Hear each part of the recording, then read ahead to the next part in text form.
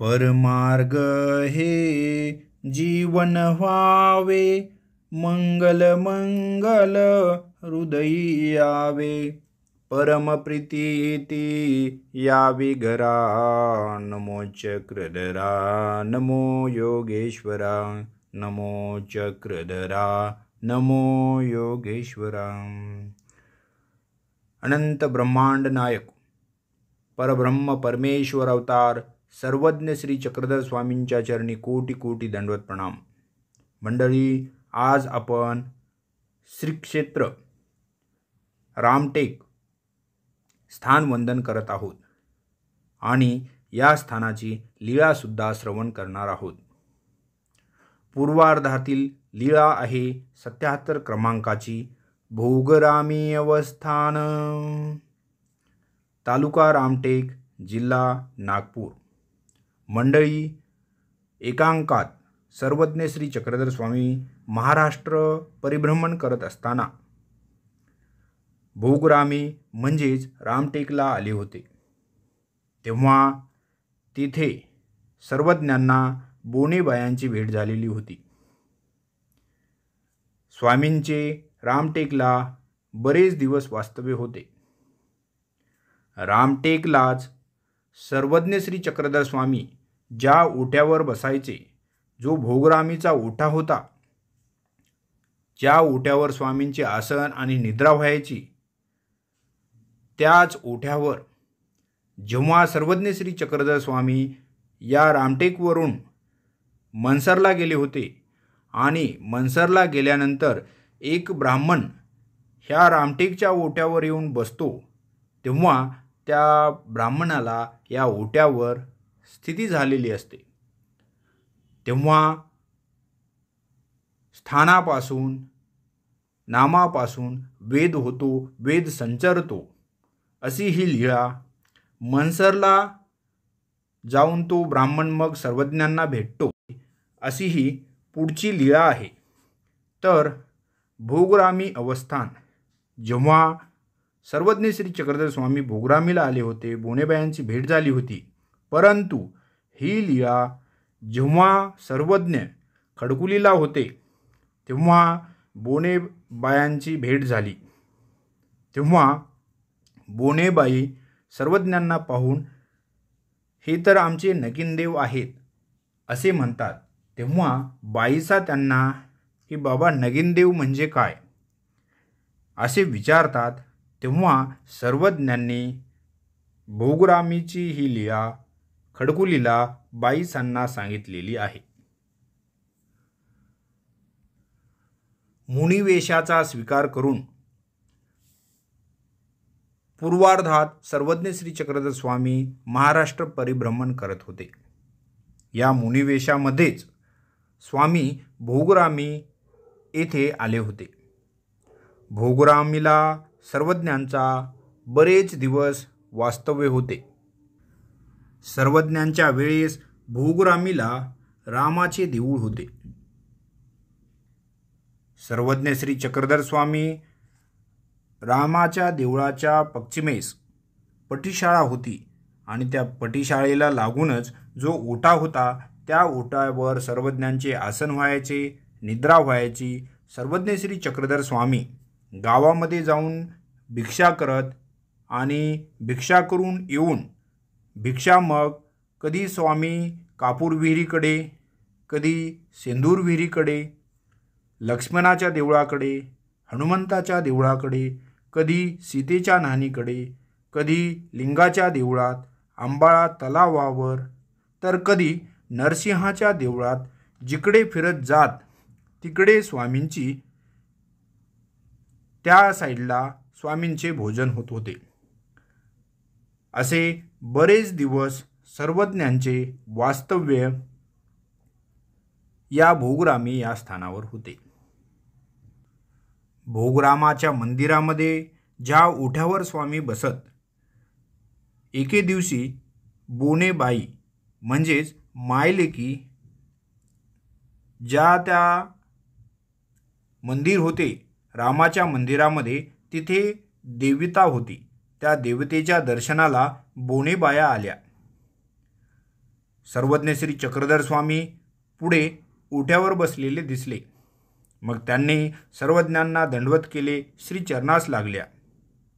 तेव्हा त्या बोनेबाया स्वामींना विचारतात की बाबा आपले नाव काय. तेव्हा सर्वज्ञ श्री चक्रधर स्वामी काहीच बोलत नाहीत, गप्पच होते. मग बोनेबायाच म्हणतात, आपले नाव काय, नगिनदेव आहे का. तेव्हा स्वामी मानेने मान हलवून होकार देतात. मग त्या बोनेबायांनी अगोदर सर्वज्ञांची पूजा केली, नंतर भोगरामाची पूजा केली. पूजा करून आल्यावर त्यांनी स्वामींना विनंती केली की नगिनदेव हो, आमच्या गुंफेत चालावेजी. आणि त्यांची ही विनंती सर्वज्ञांनी मान्य केली. सर्वज्ञांना तेथे जाण्याची इच्छा झाली. स्वामी त्यांच्यासोबत त्यांच्या गुंफेत गेले. मग बोनेबायांनी यथोचित स्वामींना बसण्यासाठी आसन टाकले. मग सर्वज्ञांना भोजन दिले. तेथेच त्यांच्या गुंफेत गुळा झाला, विडा झाला. तेव्हा स्वामींना त्यांनी विनंती केली की बा नगिनदेव हो, येथे असाल तोपर्यंत आमच्याकडेच भोजन करावे. सकाळी जसे असेल तसे भोजन करावे. मग संध्याकाळी आम्ही भिक्षा मागून आणू. भिक्षेत जे काही येईल ते आपण भोजन करावे. सर्वज्ञांनी त्यांच्या विनंतीचा स्वीकार केला. असा परिक्रम बरेच दिवस झाल्यानंतर स्वामी कधी भिक्षा स्वतः करून येत, तर कधी त्या बोनेबायांची त्यांच्या गुंफेमध्ये जाऊन भोजन करत आणि भोगरामाच्या देवळातील ओट्यावर निद्रा करीत. तेव्हा तेथील पुजारी आधी सर्वज्ञांची पूजा करायचा, त्यांच्या श्रीचरणावर फुले ठेवायचा, धूपारती मंगळारती करायचा, मग नंतरच देवतेची पूजा करायचा, देवतेला धूपारती मंगलारती करायचा. असा क्रम बरेच दिवस चालला. मग सर्वज्ञ तेथून मनसरकडे निघून गेले. असे हे 32 लक्षणी सर्वज्ञ श्री चक्रधर स्वामी जेव्हा भोगरामावरून म्हणजेच रामटेकवरून जेव्हा मनसरला जातात, तेव्हा काही काळानंतर या भोगरामलाच एक ब्राह्मण येतो आणि ज्या ओठ्यावर म्हणजे जो भोगरामीचा ओठा म्हणतो त्याच ओठ्यावर तो ब्राह्मण येऊन जपजाप्य करत होता, म्हणजे मनन चिंतन करत होता. तेव्हा त्या ब्राह्मणाला स्थिती झाली आणि हे स्थिती होत असलेली पाहून तो जप केलेले त्याचे जे काही मंत्र असतील तो विसरून जायचा. तेव्हा त्यांनी विचारले की असं का होतंय. तेव्हा तेथील पुजारी सांगतो की या ओट्यावर 32 लक्षणी पुरुष म्हणजे सर्वज्ञ श्री चक्रधर स्वामी बसत होते, निद्रा करत होते, त्यांचे आसन होते. आणि मग तो ब्राह्मण विचारतो की आता ते 32 लक्षणी पुरुष कुठे आहेत. तेव्हा तो पुजारी त्यांना सांगतो की ते मनसरकडे गेलेले आहेत. आणि तो पुजारी भोगरामावरून मनसरला जातो, तिथे स्वामींची भेट होते. आणि अशी ही लीळा भोगराम आणि मनसर या दोन्ही स्थानाची आहे. तर मंडळी, ही होती भोगरामी अवस्थान म्हणजेच रामटेक, तालुका रामटेक, जिल्हा नागपूर या स्थानाची लीळा. मंडळी, मनसरवरून आग्नेयेस रामटेक 7 किलोमीटर अंतर आहे. नागपूर ते रामटेक 47 किलोमीटर अंतर आहे. रामटेकला सर्वज्ञांचा 10 महिन्यांचे वास्तव्य होते.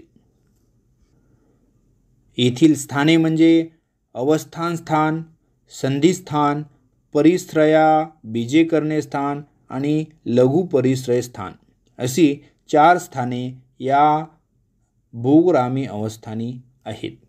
तर येथील संधिस्थान म्हणजे भोगरामाच्या देवळाच्या उत्तर बाजूस भैरवाचे देऊळ आहे. या 2 देवळांमधील संधी संपूर्ण नमस्कारी आहे. या संधीतूनच सर्वज्ञ श्री चक्रधर स्वामी बोनेबायांच्या गुंफेकडे जात असत. परिश्रयस्थान देवळाच्या पूर्वेस आहे. पूर्वी जगतीची खिडकी पूर्व बाजूस होती. त्या खिडकीतून सर्वज्ञ परिश्रयाला जात होते. लघु परिश्रयस्थान बीजे करणे हे परिश्रया बीजे करणे हे स्थान उत्तरेस आहे. मंडळी, अशी ही रामटेक या स्थानाची लीळा आपण श्रवण केली. व्हिडिओ आवडला असेल तर लाईक करा, सोबतच शेअर करायला विसरू नका.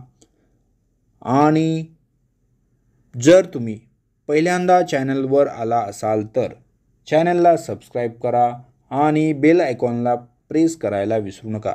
मंडळी, जर खरोखरच तुम्हाला हे व्हिडिओ आणि हे परमेश्वराचे ज्ञान आवडत असेल तर प्लीज तुम्ही माझ्या चॅनलला सुपर थँक्स पण देऊ शकता. भेटत जाऊ आपण अशाच नवीन व्हिडिओमध्ये पुढील स्थानवंदनासह. तोपर्यंत पुन्हा तुम्हा सर्वांना राम फाचगेचा सादर दंडवत प्रणाम.